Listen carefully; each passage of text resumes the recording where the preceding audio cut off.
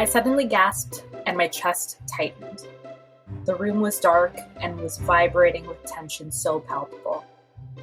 As the music began and the lights came up, everything inside me jolted. Tears filled my eyes and streamed down my face. I brushed them away so as not to miss a thing. The elephants, giraffes, and antelope strutted past me with incredible pride. The multicolored birds gracefully swooped above and around our heads, their spirits alive and depicted by these bright, confident, shining, larger-than-life people before me. It was finally starting, the moment I've been waiting for.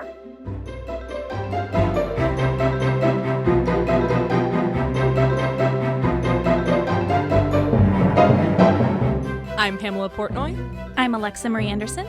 And no one's okay.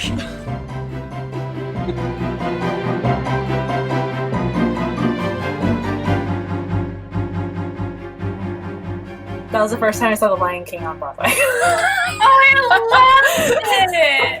That was beautiful. I was like smiling the whole time. Did you get it? Yeah, I love that. Yay.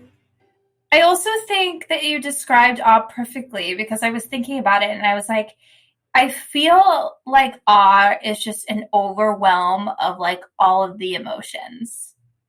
Yeah. And it's like a combination. I was actually looking it up in the dictionary and I don't remember the precise definition, but it talks about the excitement element, but it also talks about a fear element. Yeah. That's sort of in there. And I understand that because I'm thinking of all the times that I felt what I would say was awe. And it's so like guttural. Yeah. You know what I mean? Like you feel, I don't know. It's like all of the emotions for me, like mushed into one, like I tear up maybe, like I get like goosebumps. Yeah. Your body's just like experiencing all the feels, I guess. I don't know. Absolutely. And I feel it always in my chest. Uh-huh. Like my tension is normally held like in my chest, neck, and shoulders. And so like everything up here tightens and it kind of vibrates. And I think when you're seeing something that you're in awe of or experiencing something that you're in awe of, that feeling of this is so much information that you're trying to process all of it. And sometimes it's almost too much. And that's the scary part. It's like, what am I doing with all this information? Yeah. I don't know. That's how I kind of experience it. I feel like it's funny you mentioned the first time you saw The Lion King on Broadway, because I feel, now that we're describing it, I feel like I feel awe every time the overture to a musical starts when I'm watching. Mm-hmm. There's some kind of excitement, like something's about to happen. That's probably one of my, obviously I enjoy the entire show, but one of my favorite parts of a musical is the overture. Yeah. The music is so exciting to me and it just like sets up the whole scene, and especially in like the golden age musicals too. It's very, I don't know, it makes you feel so many things, which is the point of it. It's supposed to set you up for what's happening in the show. It's that feeling of putting on the banana suit and getting into the plane and you're like, I'm ready to go. Oh my God. You like the getting ready for things to happen. I do. I love anticipation. It's very like, that's more exciting to me, I guess.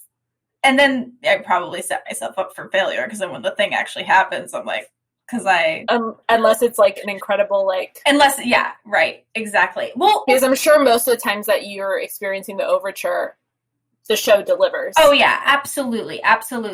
But I think I also like, you can get like addicted to that feeling too. So you like build things up that's a whole nother conversation, but you know what I'm saying. Oh yeah. Yeah. It's like an adrenaline rush. Yeah. Yes. It's an adrenaline rush. I wonder, so I guess so awe And maybe that's the connection to fear as well. Awe is, wow, John.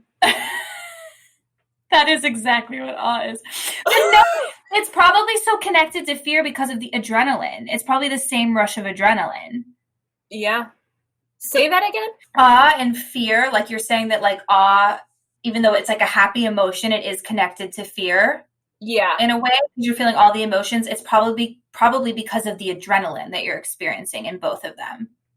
Yeah. And that's why they feel a little... It's that overwhelm. Yes, exactly. Yeah, it's the adrenaline. So I think, which I actually never really thought about before. Like when you feel awe and you feel in awe of something and overwhelmed, like there's a lot of adrenaline connected to that. Yeah. Why are you smiling like that? No, I'm really like trying to remember certain times where I felt it. Yeah. And see if I can kind of like bring it back in my body a little bit. I experience it with food sometimes. I mean, you're talking to the right It's like a really good meal. I love food. I'll get emotional a little bit. Oh, yeah. That's so weird of me, but I do. Like, you give me like a really good cheese. This with like paired with a wine. You've seen me at wine and cheese night. Oh, yes. I was living my dreams at wine and cheese night. I was in awe then. I miss wine and cheese night. I can't wait for, let's just say next year or the year after, whenever we're allowed to go play. But 2021. Yeah. So like a really good meal. Not all the time, because I'll have like really good food, and I think awe is just so specific. It has to be a very specific. Yeah. It's to do with the atmosphere. And really, what's in front of you. It's what your expectations are. It's a whole experience, and I think when you mention food, like you've probably experienced it at a restaurant that has like a very specific atmosphere. A very specific, do you know what I mean? It's the whole package. Yeah. Because food, definitely, I can be in awe of food. Food is life. Food's amazing.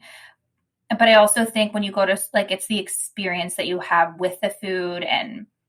yeah, because I think to be in awe, there's a certain amount, and I think this is maybe where I feel like we're, like, breaking it down, like, we're on a journey right now, you guys. We are. I feel like the fear kind of plays in, maybe, because there's a certain amount of surrendering that you have to do to the situation. Yeah. No, I agree, because I feel like there are times where I was in a situation or like watching something that I could have been in awe in, but maybe I wasn't in the right frame of mind. Yes, headspace too. You have to be like very open and available for it as well. Yeah. I keep thinking of the time we went to listen to classical music. Oh, yeah. Was it a church? It was a church, right? It was a church. Yeah, it was candlelit music, classical music concert. Just one amazingly talented lady on a piano. It wasn't Chopin. It was. I thought it was Chopin. Was it not? Was it? Was it not? Or Vivaldi? I don't remember. I think it was Chopin. Okay. You're probably right. Because I think I remember. Because Shane actually listens to it, some Chopin, while he's working sometimes. Mm-hmm. And so I feel like I told him about it. He was like, yeah, I listen to him all the time. And it totally like took me off guard because I was like, what? But beautiful, beautiful music. That was such an experience. Absolutely. And it was, the whole atmosphere was set with the candles. Mm-hmm. Everyone was for the most part, being quiet and respectful. Yeah. And there to be immersed in this experience. Yeah. That focused on the music, and it allowed you to have a sense of awe. Yeah, that was such a fun, that experience, I will probably remember that for the rest of my life, honestly.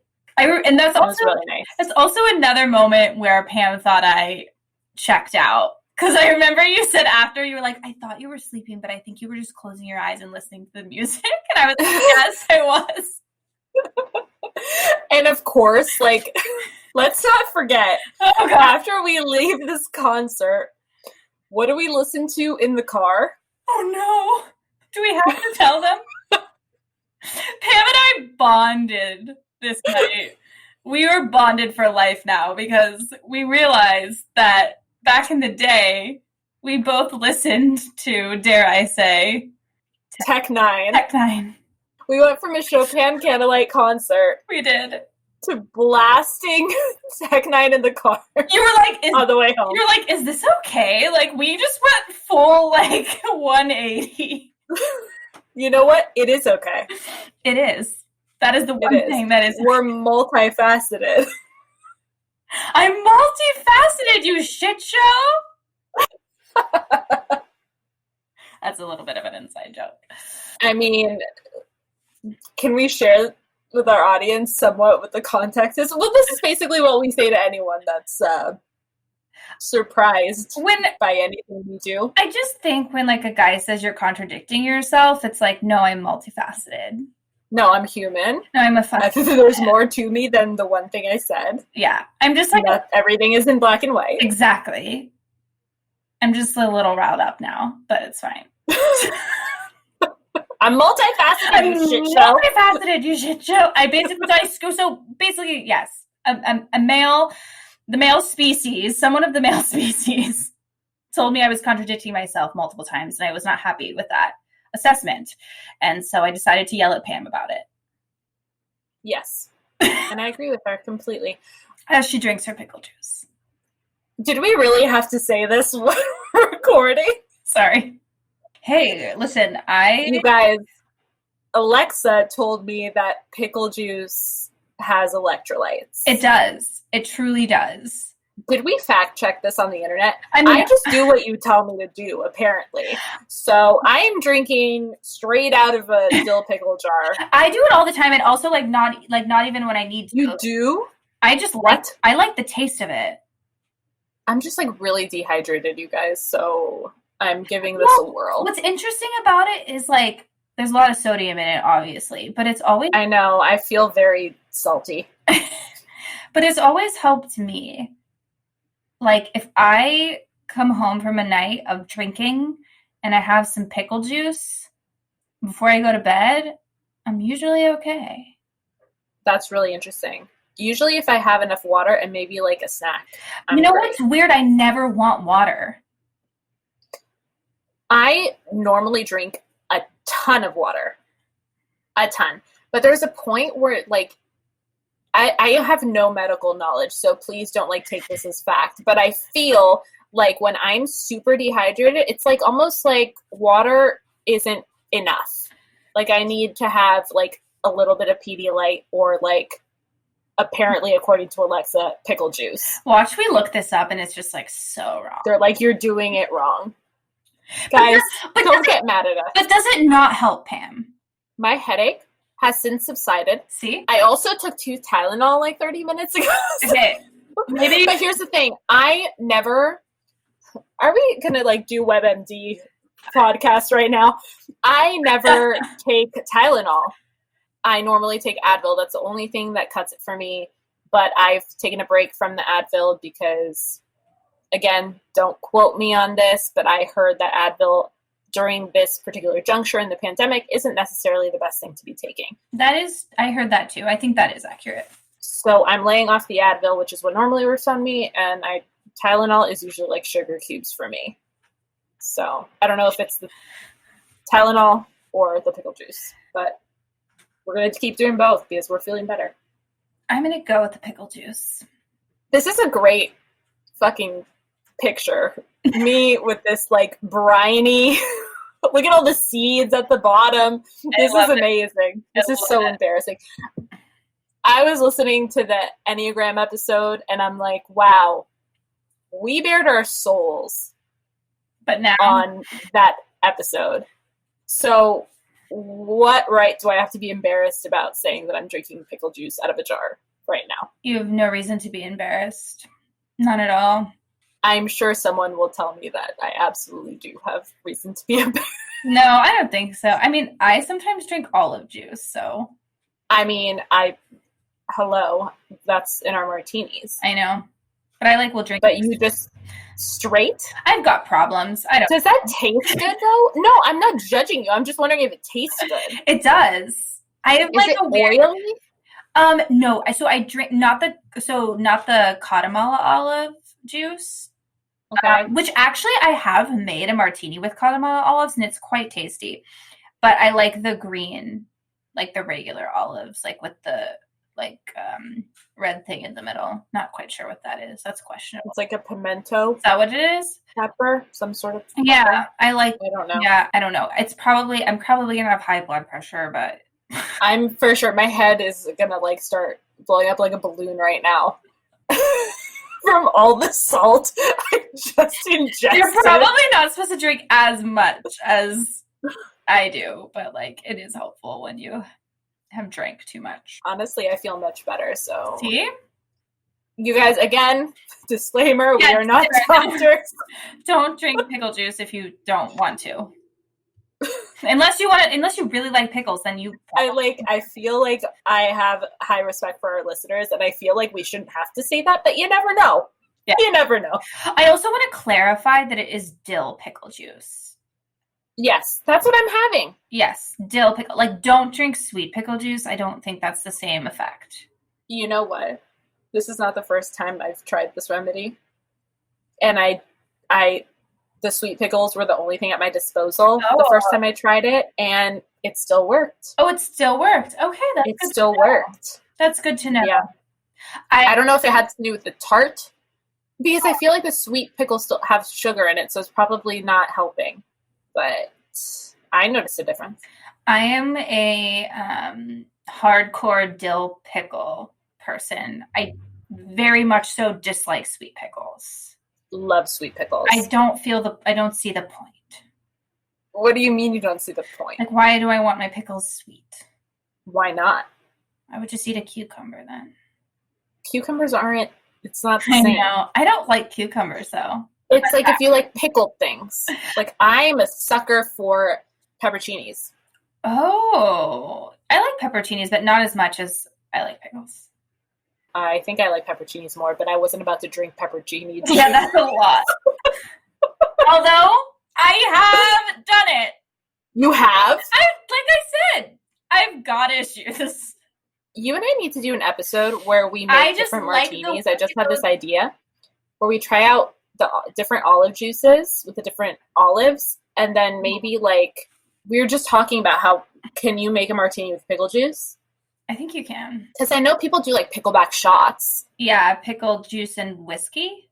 So. Yes, which that's something I need to try as like a whiskey person. It's pretty good. I think I've done one. I haven't had it yet. And then, so like, would pickle juice work in a martini? I don't know. Can we have a spicy martini with like pepperoni juice? That sounds disgusting, but I'm gonna try it. I mean, if you add gin, I feel like it'll be good. The thing is, I feel like your body responds to gin better than my body responds to gin. It's okay. Your body responds better to whiskey than my body. That's true.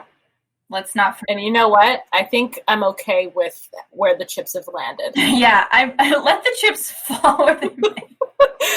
Fall where they may. Because let's not forget the one night I drank one too many old fashions. Didn't turn out good for me. Yeah. When I drink too much gin, this is like TMI, but like I've gotten sick from drinking too much gin before, and it's different than getting sick from other alcohol. There's something sparkling about getting sick off of it. It's like really special and disgusting. Does that make sense? Stop laughing. You know what's weird? I've never gotten sick from drinking gin. I definitely have gotten sick from drinking. Must be nice. But, you know. How did we get on this topic? I don't know. That's what we're supposed to be. 22 minutes in and we're disgusting. I'm in awe that we just talked about that. I am truly in awe. I will be in awe if we don't edit that out.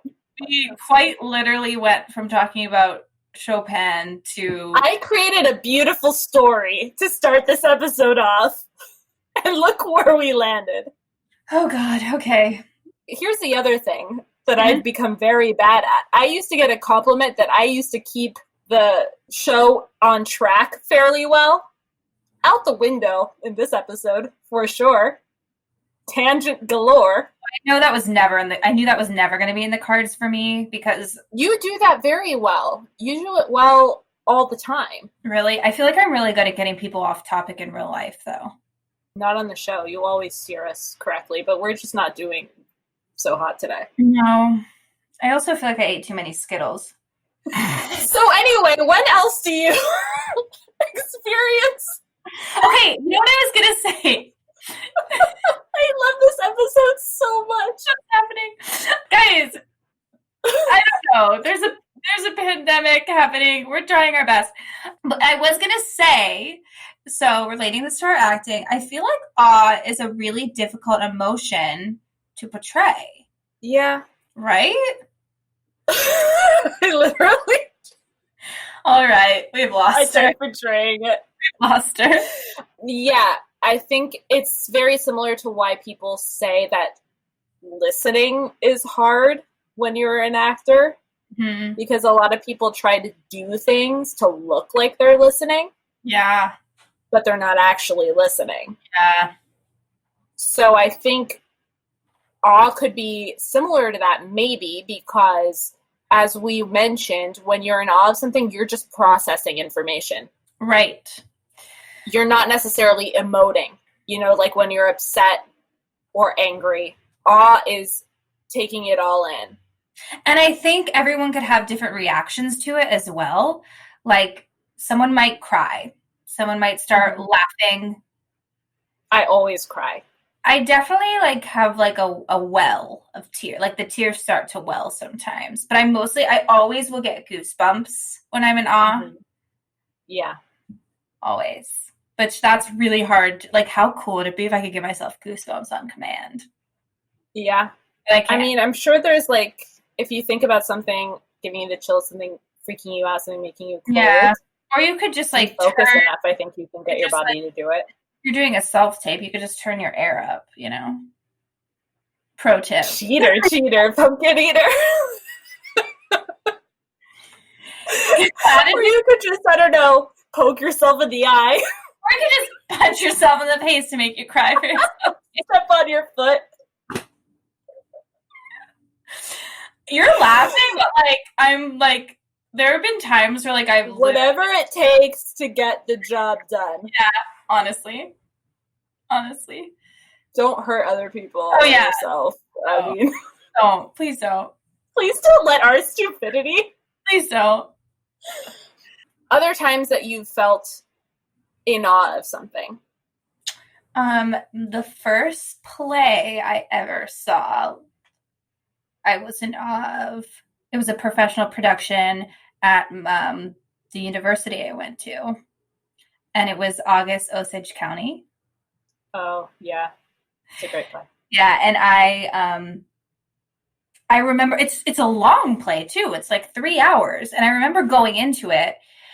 And this is obviously my first play. I've only ever seen musicals before this point. And I remember going into it. I'm like, this is a 3-hour play. And there's no music. What's going to happen? Am I going to live? I was am I going to make it? But I was blown away by how captivating it was, how raw that script is. I laughed, I cried, all of the things, and I was thoroughly entertained. And that's when I think when I really, really fell in love with acting.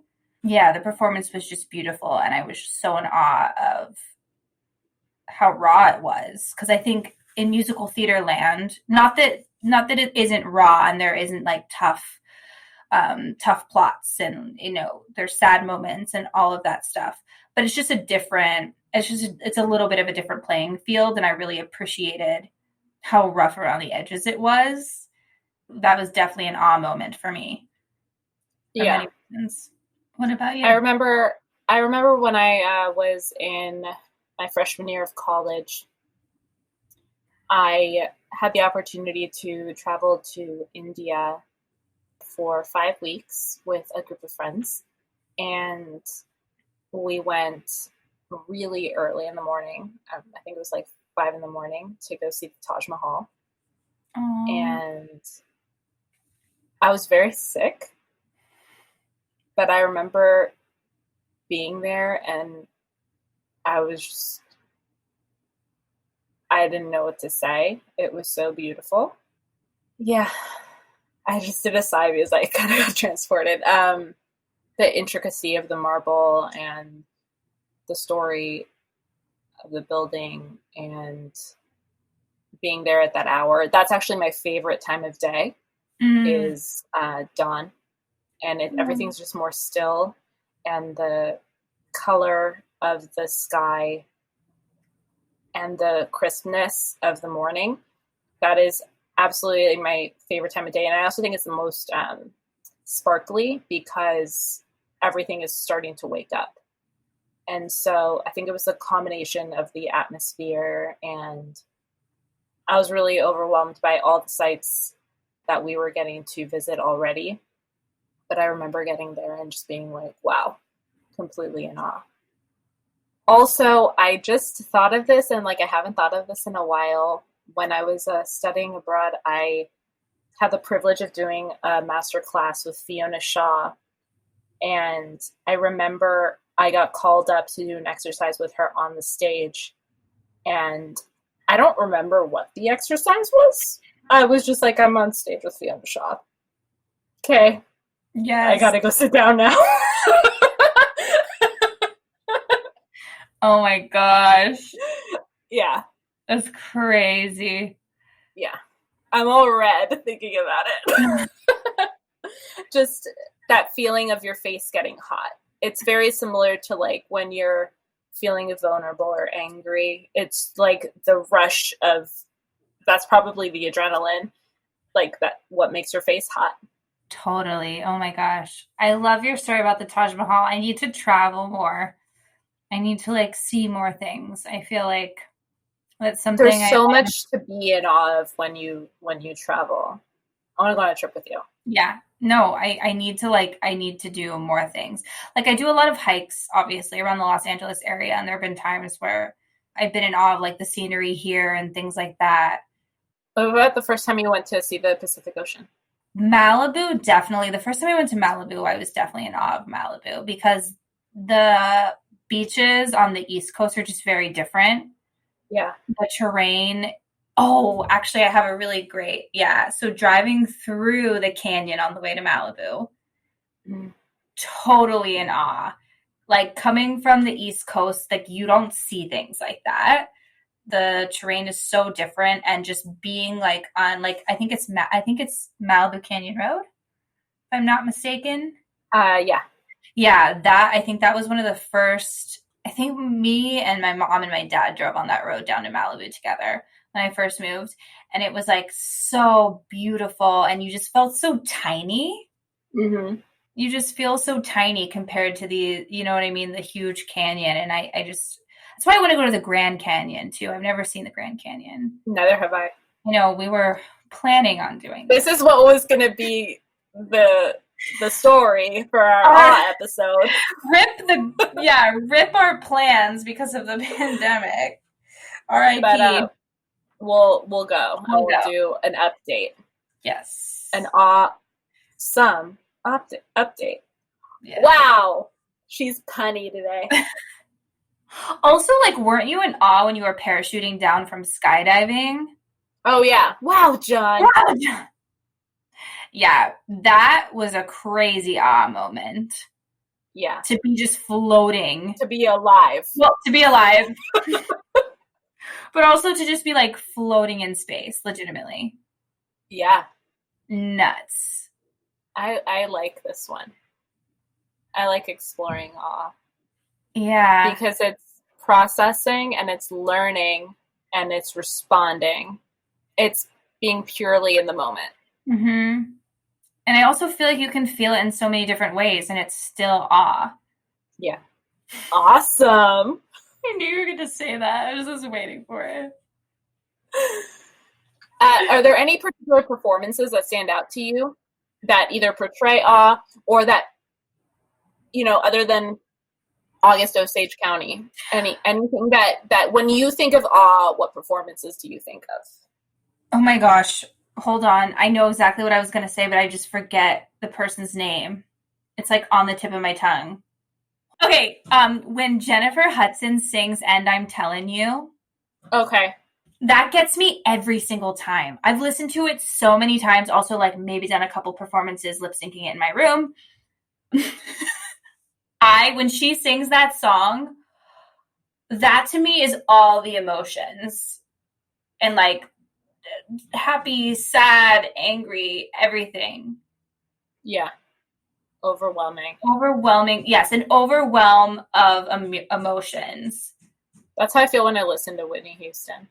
Oh yes, Whitney. Her music always gets me emotional. Oh, you know who else I'd love to see live? Who? Do you ever listen to Bocelli? Oh yeah. I was lucky enough to see him live No! a few years ago.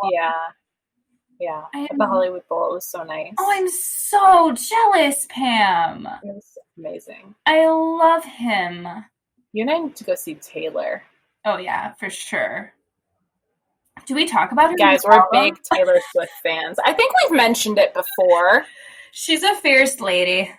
Alexa and I bonded over our love for her. I don't have many friends that are that into her, so Alexa is my go-to in all Taylor Swift discussions. Yes.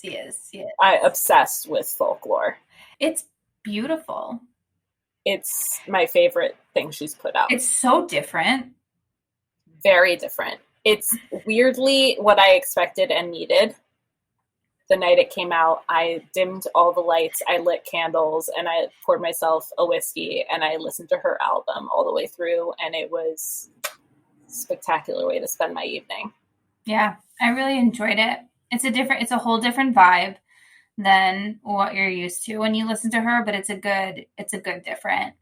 I think this was her first alternative album. Yeah. It took me a while to adjust. Like, I started listening to it, and I was like, what's happening? Like, I was waiting for it to pick up, you know? I was like, oh, okay. And then it didn't. And I was like, you know, I can dig this. I can dig this. Speaking of awe, that Bon Iver song. Oh, I know. Exile, his voice, his vocals on that track, when everything kind of combines with hers and like it escalates, that really got me. It's beautiful. Yeah. It's gorgeous. It's a really good, like, in your feels awe. Yes, you feel. Yes, it relates. I have one before we move on to our last segment. I'm ready. I always bring up Harry Potter, but this is so appropriate, and it's seeing Harry and Ron take in Hogwarts for the first time from the boats and looking at it.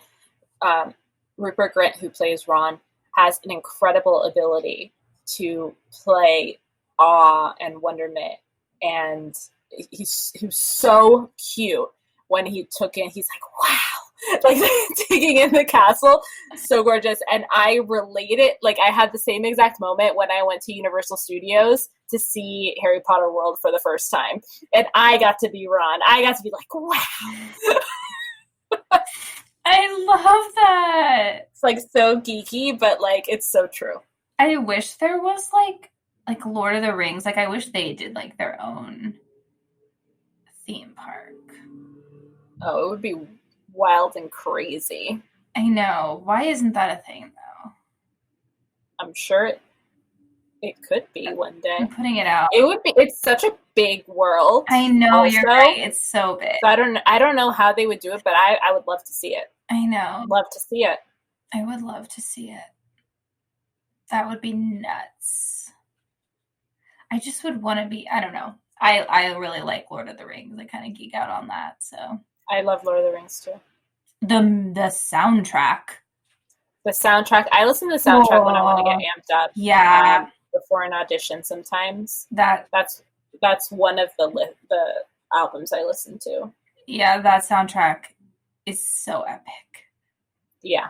So I know we sort of got into it, but is there anything you would like to add about your okayness or non-okayness? Because no one's okay. I'm doing pretty great. Did Shan do anything else? No. It's doing good, actually. You sound surprised. No, I'm not. I'm honestly. I knew it would go well. I'm very excited. I know. I'm not shocked. I overthink everything. But honestly, it's so weird, like, because I love to cook. Pam knows this. I love to cook. And I thought I'd be the one cooking all the time, but because he works from home and he apparently also likes to cook, he's been like cooking all the time, which is great. Like, I come home from work and he's cooking. Yay. It's like kind of amazing. That is amazing. I know. I like it. We ate carne asada stuffed peppers tonight. How were they? Very good. That sounds delicious. Yeah, Pam, you would love it, actually. Like, you guys got to make me some. Yeah, we will. I was like, I was socially distanced picnic. I know. I was like, you were talking about how you need food. I was like, I'll just send Shane over. He'll cook for you. I'll take it. I'll send him over. I have like one thing left. I need to do a grocery haul. I'll send him over in a hazmat suit and he can cook for you. You both come over in hazmat suits. Yes. You do the laundry. Yes, I got you. Well, that's the thing. Speaking of... My laundry's done. I'm saying your laundry. Well, right, exactly. I know. I need to do our laundry. But so that's the thing. Like, that's been like our trade-off. It's like I've been doing the laundry and cleaning and he's been cooking. I think I like that. Yeah. I like that. I prefer to do the laundry over dishes, though. Dishes are my least so because he's cooking, I've been doing the dishes. Like, actually, I didn't have time to do them before we jumped on this podcast, so I have a bunch of dishes waiting for me to do because I told him to Same, them. Girl, same. I always have some sort of dish waiting. So I gotta do that. You know this. It's all good. In your defense, you don't have a dishwasher. So, like... That's true. I feel like that's valid.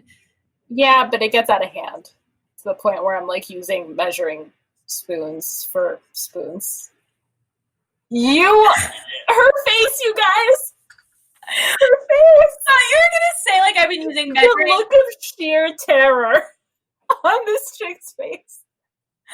It's not that bad. I have used it to like stir, but I haven't like. Okay. I'll wash a spoon if I need it. Got it. You got it. I mean, that's bad. Listen, you gotta do what you gotta do. The day that happens, I'll know something is really wrong. I'm just going to have to come over immediately. The second you tell me I just ate out of a measuring cup, I'm just going to be like, I'm coming over. Help me. I'm on the floor with my measuring cups. Peel me off the floor. Peel me off the floor, please. It's kind of similar to the time I saw a cockroach in my closet when Pam was there. And, oh my God. And I was like, not okay. And she was like, we can't care. Beyond short-circuiting. It was the night of the infamous almost break-in. Yes. And I'm like, we gotta go. It's 3 a.m. And she's packing a bag and she's like, not till I find the roach. Like, meanwhile, like, of all nights, like, I've never seen a cockroach in my apartment ever. And on the night of all nights, and I haven't seen one since, I also sprayed like a maniac. Like, I literally went to Home Depot, got bug spray right away. But who knows? Like, you were probably right. It probably came in with your laundry. I think that's what happened. Yeah, because my laundry room probably is not the best. Yeah, I definitely think I brought it in with my laundry because that's where I keep my laundry in my closet. But I literally was like short-circuiting, and Pam was like, we can't care. We have to go. And I was like, all right, I guess we're leaving it. Not until every stone has been turned. I was like ready to lose my goddamn shit. Like, I was like, I have to move. And you were like, it's going to crawl into a dark place and it's going to die. We're leaving. And I was like, okay. I'm sorry if I stressed you out. No, I think I needed that. Has it turned up? It was like, no, it hasn't. I think it was like the slap in the face I needed. You know, like it was like. I mean, I thought I was pretty. No, you did calm. No, you did. Like it's not like I yelled. You were great. No, you were great. You were like, it's fine. It'll be all right. You're like, it's gonna be okay. We're gonna and like no, it was exactly what I needed because like I was about to like lose every brain in my head in that moment, and it's that thing when you're not in control of a situation, you find the smallest thing to try to control. Yeah. Absolutely. And I was like, I was really just ready to unravel. And Pam was like, not today. We're leaving. No. You're like, not today. Not today. We don't have time for this. Like, we don't have time for this. Not today. We gotta go. I was like, all right. Very good. Are you okay? You can ask me. I was joking. Are you okay, Pam? So, I am not okay. I am doing better than okay. I've been pretty productive for the most part. Today I gave myself a little bit of a break from it, but for the most part I've been fairly productive. I always feel great when I podcast with you, and I'm just learning to go a little bit easier on myself. Yeah. Because I can be pretty harsh. Like today, for instance, I wasn't feeling 100%, so I kind of took it easy. I did some reading. I got some work done, but I sort of took it easy. And under normal circumstances, I would just be berating myself. I'd be like, how dare you not be as productive as you possibly can. But I've decided that I'm going to be okay with it today. Yeah, you got to be easy on yourself sometimes. I have that same problem. And I think that's honestly what quarantine has kind of taught me too. Is that I have to just give myself a break sometimes. Yeah. Sweet. Yay. I think this was awesome. It was great. Thanks so much for listening. Please don't forget to like, share, subscribe, all the things. If for some reason you want to see more of us, you can follow us on Instagram at No One's Okay. And a special thanks to Jordan Ross Weinhold, Sean Moore, Jason Crow, Claire Palmer, Jackson Palmer, Tiffany Haymoff, Shane Rings, James Liddell, and our podcast is recorded at Soundworks Studios. We can't wait to meet you!